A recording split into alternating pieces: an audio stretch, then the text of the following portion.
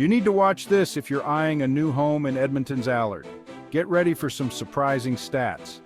As of July 2024, Allard is a buyer's market with a listing absorption rate of just 29%.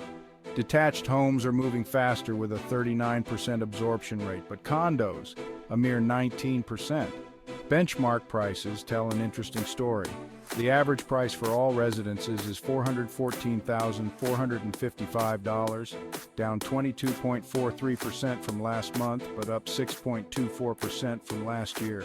Detached homes have a benchmark price of $492,185. Despite a monthly drop of 29.36%, they're up 29.18% year over year. Condos, however, are struggling with a 43.56% drop compared to last year. In July, there were 34 active listings and only 10 sales for total residential properties. Detached homes had 18 active listings with 7 sales, while condos had 16 active listings but only 3 sales. Thinking of buying or selling in Edmonton? Contact Gurpreet Ghatehora at Royal LePage Magna with the Mani Baga team at 780-951-6530, serving Edmonton since 2007.